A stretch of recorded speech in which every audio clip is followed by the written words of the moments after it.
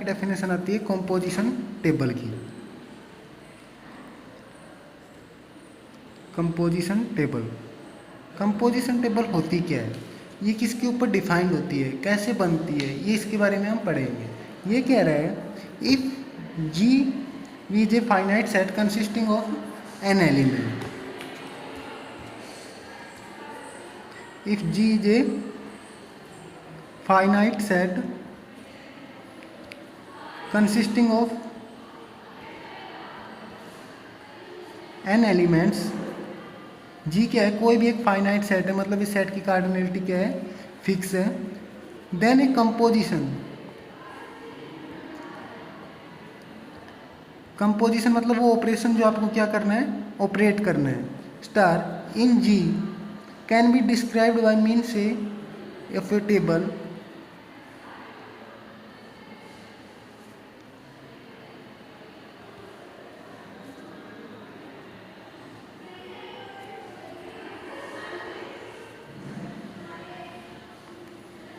consisting of n rows and n columns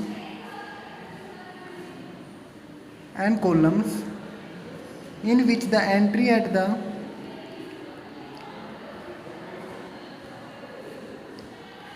intersection of a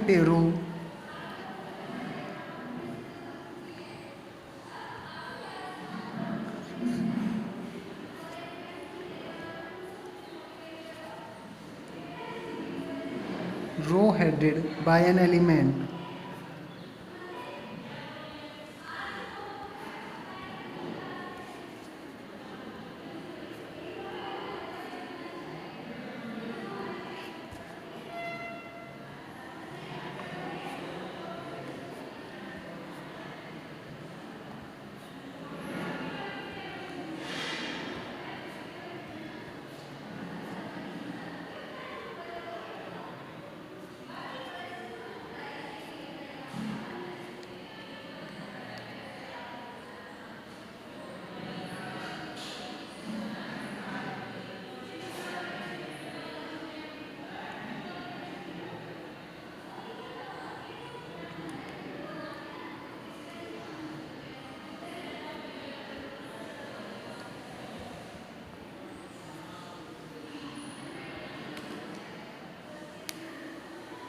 next देखो composition table.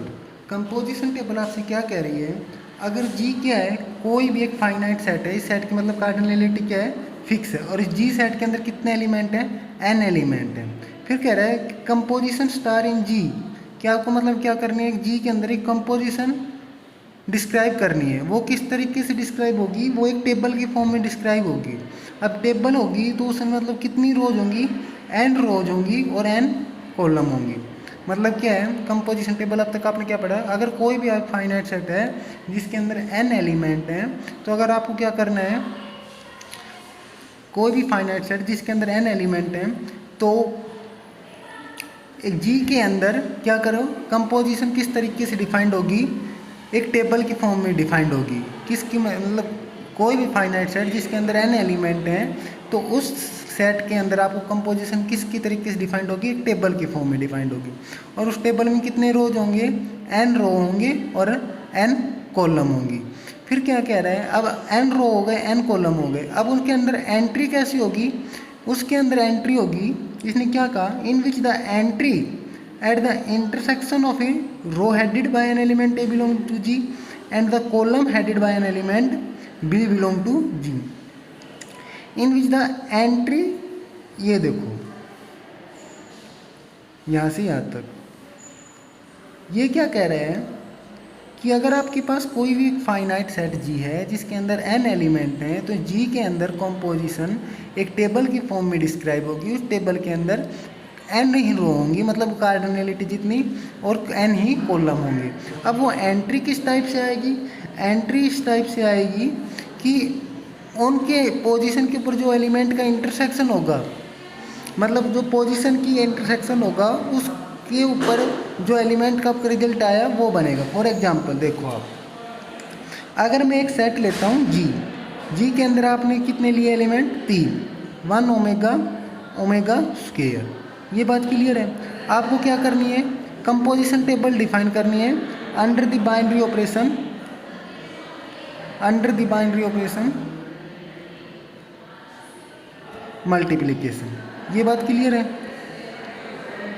सन, multiplication. तो आप पहले ये बात देखो, जी की कार्डिनलिटी कितनी है, 3 है। तो इसके अंदर जो इसकी कंपोजिशन टेबल होगी उसमें कितनी रो होंगी, 3 ही रो होंगी और 3 ही कॉलम होंगे।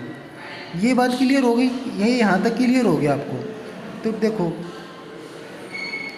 ये क्या हो गया, मल्टीप्लाई का साइन, और ये कितनी हो गई, 1 2। ये बात क्लियर हो गई आपको।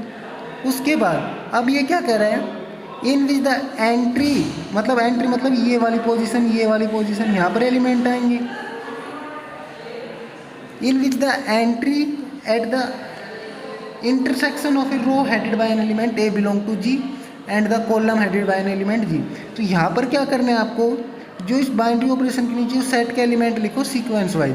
तो यहाँ पर पहला element 1, second omega, omega square, यहाँ पर 1 ओमेगा, ओमेगा स्क्वायर। ठीक है। अब ये क्या कह रहा है, इंटरसेक्शन ऑफ, इस लाइन का मतलब क्या है, the intersection of row headed by an element G belong to G and the column headed by. तो देखो ये हो गया रो हेडेड एलिमेंट, नहीं sorry column headed element, sorry row headed element, और ये क्या हो गए, कॉलम हेडेड एलिमेंट। अब जो पोजीशन कौन सी आ रही है, ये आ रही है। तो यहाँ पर क्या आएगा, इसका और इसका 1, और under the multiplication operation cross है, मतलब मल्टीप्लाई, तो ये क्या हो गया 1 cross 1।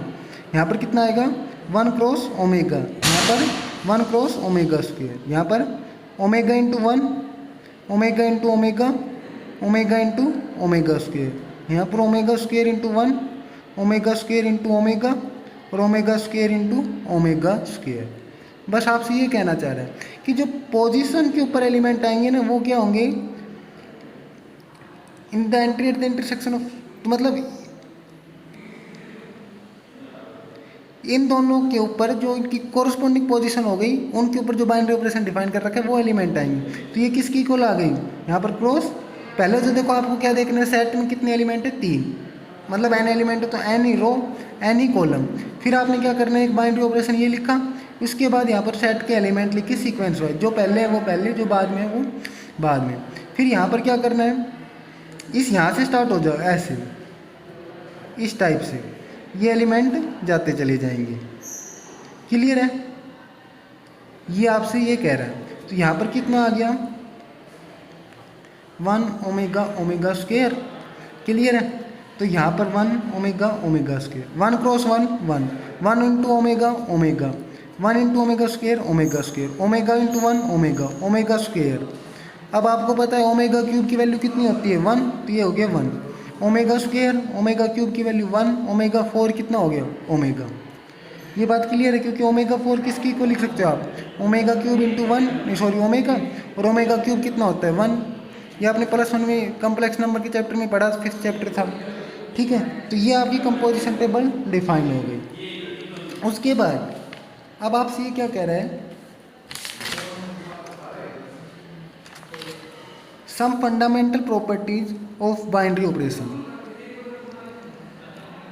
some fundamental properties of binary operation। ये आपसे क्या कह रहे हैं कि बाइनरी ऑपरेशन कौन कौन सी प्रॉपर्टीज को सेटिस्फाई करता है, मतलब जो बेसिक फंडामेंटल प्रॉपर्टीज होती हैं वो क्या, कौन कौन सी बाइनरी ऑपरेशन के ऊपर फॉलो होती है। तो ये बेसिकली 6 प्रॉपर्टी सेटिस्फाई करते हैं। कौन कौन सी, closure property, associative property, distributive property, थोड़ी थर्ड पे करो आप, आइडेंटिटी एलिमेंट,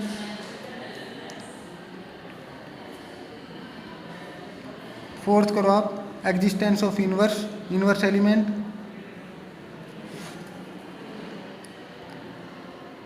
फिफ्थ करो आप commutative property,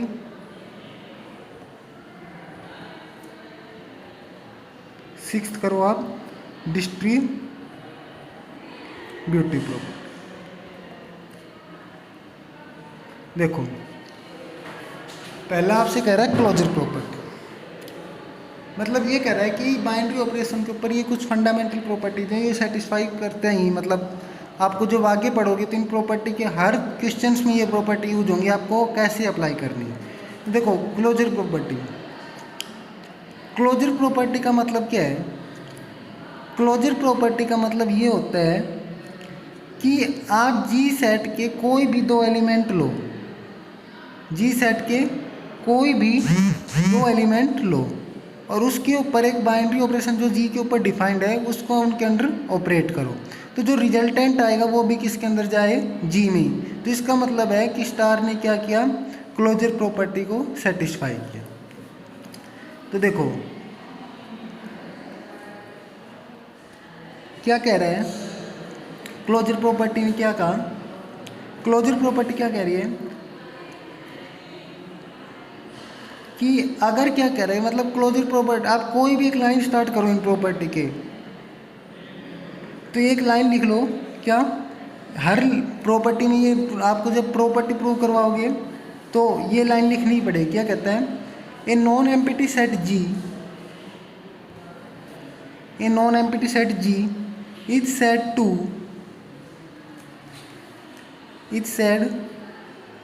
to satisfy closure property. यहाँ पर आप फिल इन द ब्लैंक छोड़ सकते हो क्योंकि यहाँ पर वो प्रॉपर्टी का नाम आ जाएगा जो आप सेटिस्फाई करवा के दिखाना चाहते हो।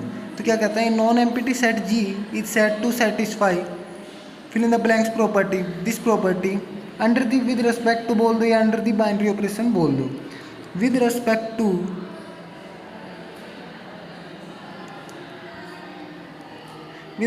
To binary operation, with respect to binary operation star if for all, बस इतना। यहाँ पर एलिमेंट लिखने हैं belong to G, it imply this. क्या कह रहा है? बस आपको ये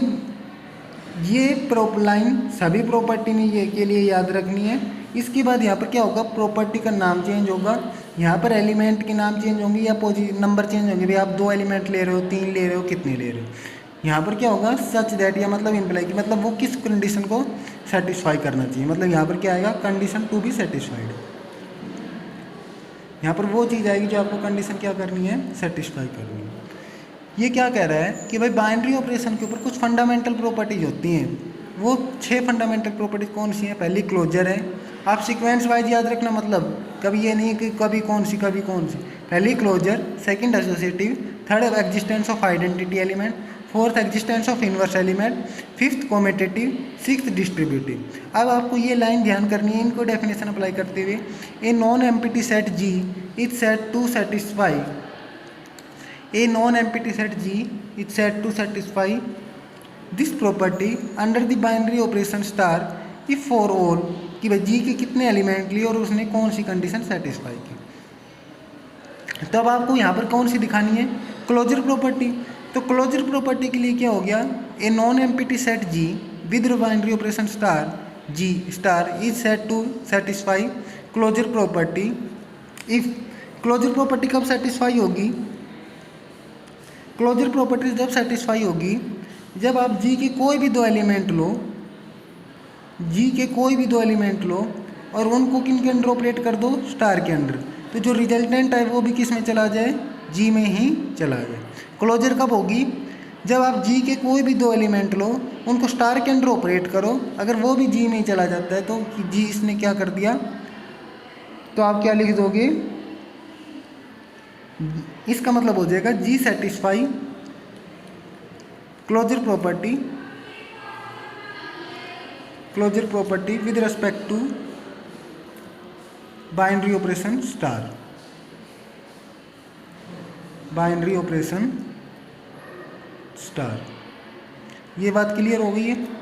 अच्छा अब देखो, आप ये क्लोजर हो गई कि भाई जी के कोई भी दो एलिमेंट लो, उनको स्टार के अंडर ऑपरेट करो, तो जो रिजल्टेंट भी अगर जी में जाता है तो क्लोजर सेटिस्फाई हो जाती है। एसोसिएटिव में क्या कहोगे, a non empty set G is said to satisfy associative property with respect to binary operation star if for all. Associative में क्या चाहिए, तीन एलिमेंट, कौन कौन से, A B C.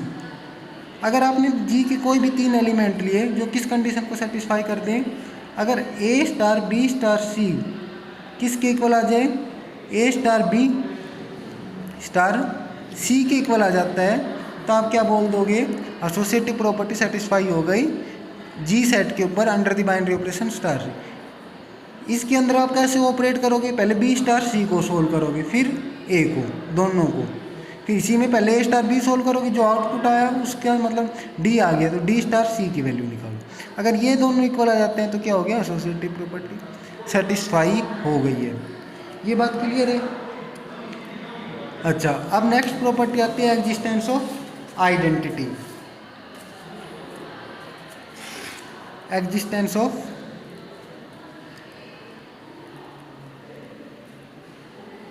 Identity. Existence of identity का मतलब क्या कहता है कि हमें एक ऐसा एलिमेंट देखना है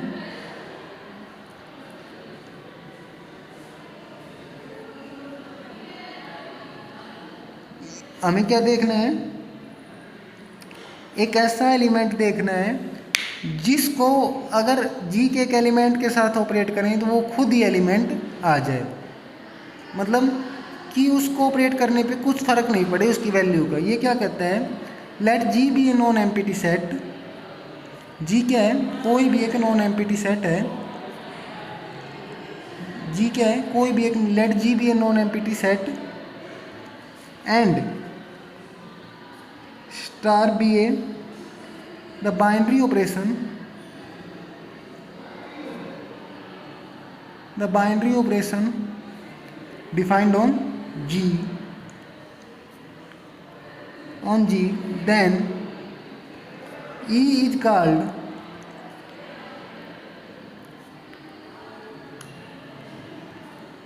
identity of set G for the operation star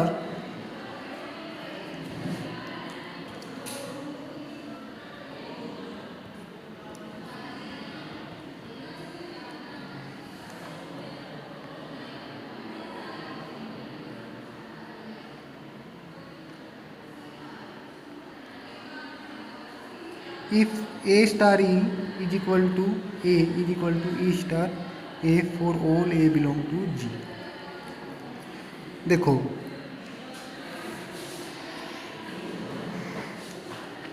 अगर आपके पास कोई भी एक नॉन एम्प्टी सेट G है, उसके ऊपर बाइनरी ऑपरेशन आपने स्टार डिफाइन कर रखा है, तो G के एक एलिमेंट को क्या कहोगे, एक एलिमेंट E को क्या कहोगे, जी सेट की आइडेंटिटी कहोगे। कब, जब उस ई एलिमेंट को जी के सभी एलिमेंट के साथ ऑपरेट करने पर क्या आ जाए, वो एलिमेंट ऑपरेट आ जाए। क्लियर है। आई रिपीट, कोई भी नॉन एम्प्टी सेट जी है, उसके ऊपर आपने बाइनरी ऑपरेशन स्टार डिफाइन कर रखा है, ठीक है। तो आप एक एलिमेंट ई को क्या कहोगे, आइडेंटिटी एलिमेंट कहोगे, किसका, जी सेट का, किस ऑपरेशन के लिए, स्टार ऑपरेशन के लिए। कब, जब ए स्टार ई किसके इक्वल आ जाए, ए के इक्वल आ जाए। मतलब आपको उस एलिमेंट को मतलब क्या कर दें, ऑपरेट करने पर उसकी जिस एलिमेंट के साथ ऑपरेट कर रहे हो ना वो ही आना चाहिए। मतलब जैसे ए के ऊपर ई को ऑपरेट कर रहे हो तो ए ही आना चाहिए, और कोई एलिमेंट नहीं आना चाहिए, कि मतलब रिजल्ट चेंज नहीं होना चाहिए। अब देखो, अगर आपके पास कोई भी बाइनरी ऑपरेशन एडिशन है तो इसका मतलब क्या होगा, आइडेंटिटी का मतलब, आइडेंटिटी एलिमेंट का मतलब क्या होगा कि जी का, देखो जी एडिशन क्या हो गया, अगर बाइनरी ऑपरेशन है, अगर एडिशन एक बाइनरी ऑपरेशन है, और स्टार एडिशन क्या हो गया, बाइनरी ऑपरेशन है, और ए क्या हो गया, कोई भी जी सेट का एलिमेंट है। तो अगर आपसे पूछे जी की आइडेंटिटी बताओ किसके ऑपरेट विद रेस्पेक्ट में, एडिशन के रेस्पेक्ट में, तो इसका मतलब क्या होगा, कि जी सेट के एलिमेंट्स में हम क्या जोड़ें कि वो एलिमेंट खुद ही आ जाए। तो अब देखो ए में हम क्या जोड़ें कि क्या आ जाए, ए ही आ जाए। तो आप क्या देखोगे भाई, और कुछ जोड़ने पर रिजल्ट चेंज हो जाएगा। जीरो एक ऐसा एलिमेंट है जो कि आ जाए, जीरो को ए जी सेट के बाकी एलिमेंट के साथ ऑपरेट करने पर रिजल्ट चेंज नहीं होता। तो इसका मतलब जीरो क्या हो गया, आइडेंटिटी एलिमेंट हो गया जी सेट का। ये बात क्लियर हो गई है। उसी प्रकार से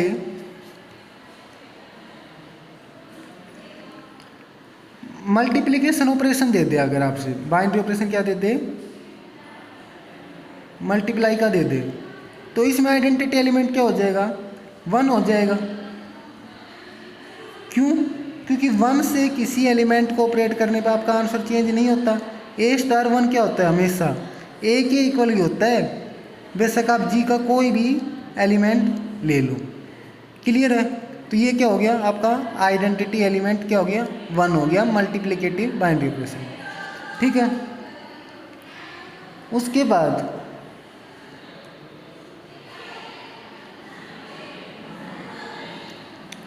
ये बात आप ध्यान रखना कि आइडेंटिटी एलिमेंट जी सेट में ही होना चाहिए, मतलब जिस सेट का एलिमेंट आइडेंटिटी एलिमेंट देखो वो उसी सेट के अंदर होना चाहिए। अब देखो इनवर्स एलिमेंट क्या कहता है, इनवर्स एलिमेंट आपसे कहता है, इनवर्स एलिमेंट कह रहा है आपसे कि अगर कोई भी एक नॉन एम्प्टी सेट जी है, जी क्या है, कोई भी एक नॉन एम्प्टी सेट जी है, इसके ऊपर बाइनरी ऑपरेशन क्या है, स्टार है बाइनरी ऑपरेशन। अच्छा, तीसरी बात क्या कह रहा है, ई क्या है, आइडेंटिटी एलिमेंट है जी का, आइडेंटिटी एलिमेंट है जी का। अगर तीन बातें आपको पता है, अगर तीन चीज़ें हैं आपको दे रखी है, नॉन एम्प्टी सेट, उस सेट के ऊपर एक बाइनरी ऑपरेशन और उस सेट की आइडेंटिटी, ठीक है, तो क्या कह रहा है, किसी एलिमेंट बी को, किसी एलिमेंट बी को क्या बोलोगे, इनवर्स एलिमेंट बोलोगे, किसका, एक एलिमेंट का, ना कि सेट का। B is called inverse element of,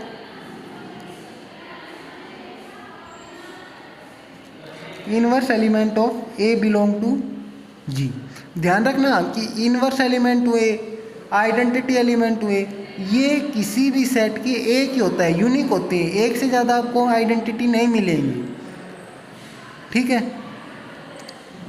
उसके बाद ये क्या कह रहा है, नॉन एम्प्टी सेट, सेट के ऊपर बाइनरी ऑपरेशन, तो ये क्या कह रहा है, किसी और एक उसकी आइडेंटिटी भी कंपलसरी होगी। अगर किसी की कोई सेट की आइडेंटिटी आपको नहीं मिल रही है तो उसका इन्वर्स भी आपको नहीं मिलेगा। तो कह रहा है किसी एलिमेंट बी को आप क्या बोलोगे, इन्वर्स एलिमेंट बोलोगे जी सेट के एक एलिमेंट का। कब, पूरे सेट का नहीं, उस एलिमेंट का। जैसे जैसे जी सेट के एलिमेंट चेंज होते जाएंगे उन एलिमेंट का इन्वर्स भी क्या होता जाएगा, चेंज होता जाएगा। अब देखो, B is called the inverse element of A belong to G if A star B is equal to E और E is equal to B star A। इसका मतलब क्या हुआ, आपको देखना क्या है, इस B को फाइंड करना है। तो इसका मतलब क्या होगा, कौन सा एलिमेंट हम ऑपरेट करें A के ऊपर कि जिसको ऑपरेट करने में हमारा आंसर क्या आ जाए, E के इक्वल आ जाए। कि मतलब वो एलिमेंट जो हम ए के ऊपर ऑपरेट करें और हमारा रिजल्टेंट आउटपुट क्या आ जाए, ई के इक्वल आ जाए, तो उस बी को क्या बोल दोगे आप, इनवर्स एलिमेंट बोल दो। आइडेंटिटी में क्या होता था, ए के ऊपर कौन सा एलिमेंट ऑपरेट करें कि जिससे कि हमारा आउटपुट किसके इक्वल आ जाए, ए के इक्वल ही हो जाए। इनवर्स के अंदर क्या होता है कि कौन सा एलिमेंट ए के ऊपर ऑपरेट करें जिससे कि हमारा आउटपुट क्या आ जाए, ई के इक्वल हो जाए। ठीक है। इसका मतलब क्या कह रहे हो आप, आइडेंटिटी एलिमेंट कौन से फाइंड करते हो, ध्यान से देखना, ये जो लाइन लिख रहा हूँ आप, कि एलिमेंट, वो element which can be operate on a, जो क्या हो, विच कैन ए के ऊपर ऑपरेट हो ऑन ए सच दैट किस टाइप से at our resultant element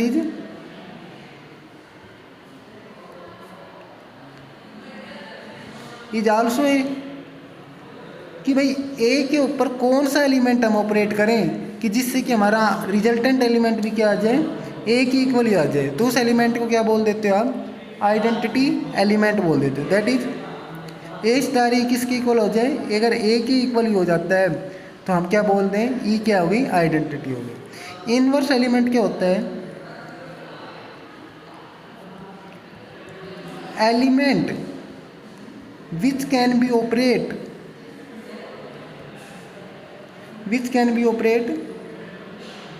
on A such that our resultant element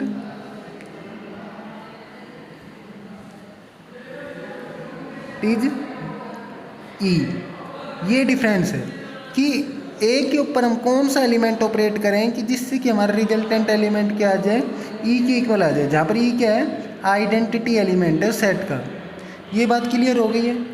inverse element हो गया, आइडेंटिटी एलिमेंट हो चुका है, ठीक है। अब देखो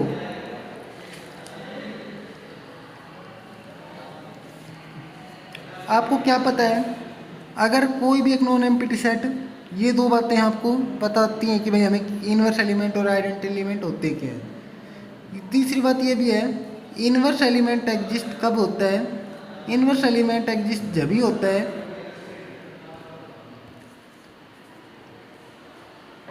जब आइडेंटिटी एलिमेंट आपको मिल रहा हो। मतलब inverse element exist only when identity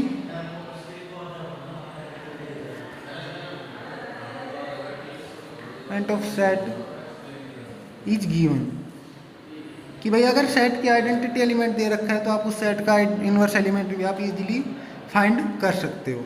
ये बात क्लियर हो गई है। उसके बाद सेकंड थिंग क्या कहती है कि इनवर्स एलिमेंट और आइडेंटिटी एलिमेंट ये यूनिक ही होते हैं।